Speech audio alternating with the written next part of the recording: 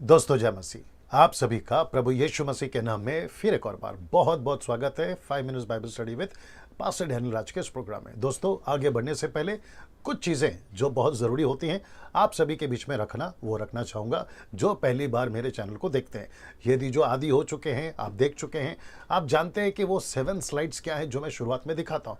आप ऐसे लोगों के लिए आप डायरेक्ट फॉरवर्ड कर कर डायरेक्ट टॉपिक पे आके आप लोग जो है टीचिंग सुन सकते हैं, लेकिन मुझे नए लोगों को ये 7 स्लाइड्स दिखाना ज़रूरी हो जाता है।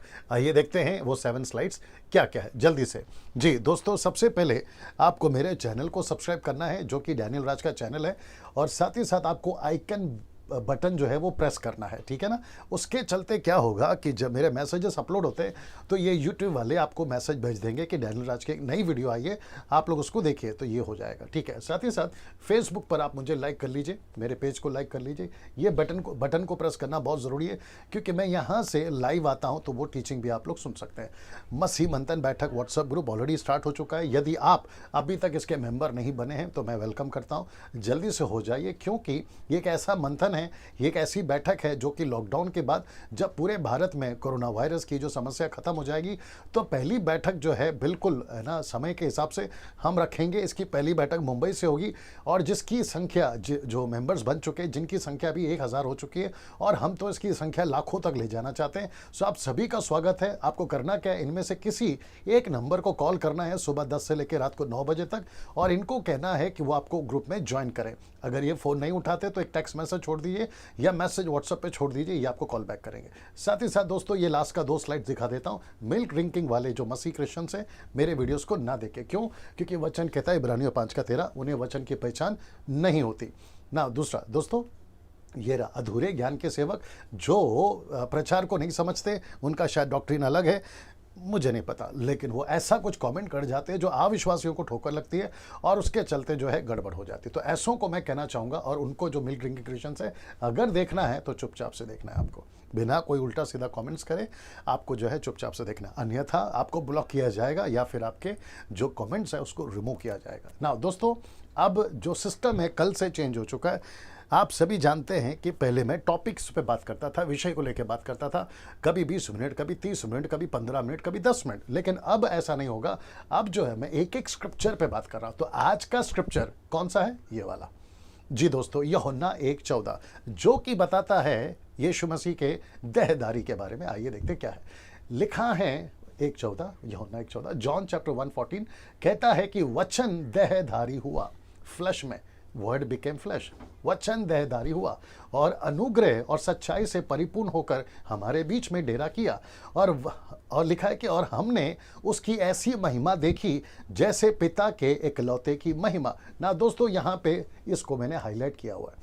अब इसका मतलब है कि यीशु मसीह ना, इसके ऊपर बहुत सारे टॉपिक्स हैं, बहुत सारे पॉइंट्स बनाकर बात कर सकते हैं, लेकिन मैं इसके ऊपर आ रहा हूँ इसलिए मैंने इसको हाईलाइट किया। लिखा है देहधारी। आइए बात करते हैं क्या कहता है देहधारी ना। दोस्तों आपको याद होगा कि लूसीफर पृथ्वी पर कम से कम 4400 साल, 4000 मेरा मतलब है आदम से लेकर यीशु तक 4000, मलाकी से लेकर मती तक 400 साल। तो मैं ऐसा कहूँगा 4400 साल का जो गैप रहा है यीशु के आने से पहले, उसके पहले लूसीफर ने देह में मतलब फ्लैश में, मनुष्यों की देह में वो सब कुछ करा जो वो कर सकता था।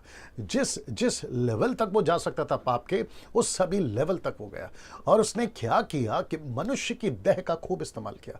तो यीशु ने कहा अगर तूने देह का इस्तेमाल किया है, मैं उसी देह में आऊँगा और तेरे किंगडम को और तेरे राज्य को मैं खत्म करूंगा। और एग्जैक्टली यीशु ने किया। तो वचन कहता है कि यीशु का देहधारी होना है ना, फ्लैश में आना, उसका नंबर 1 और सबसे इंपॉर्टेंट चीज़ है कि शैतान के कार्य को नाश करना। अगर आपको याद होगा मरकुस की किताब उसका 16:17 यीशु ने कहा कि जो भी विश्वास करेगा उसकी ये निशानी होगी कि वो चमत्कार नहीं करेगा, पहला नहीं है, वो भाषाओं में बात करेगा, वो पहला नहीं है, मुर्दे जिंदा करेगा, वो पहला नहीं है। लिखा है कि वो दुष्ट आत्माओं को निकालेगा। और पौलुस की मिनिस्ट्री में सबसे ज़्यादा हाईलाइट क्या दिखती है? इफिसियों 6:10 के अनुसार वो कहता है कि हमारी लड़ाई हड्डी मांस से नहीं है परंतु तो अंधकार की ताकतों के साथ है जो मनुष्य के शरीर में काम करता है। इसलिए लिखता है कि सारे हथियार बांध लो, कहाँ पे? शरीर में।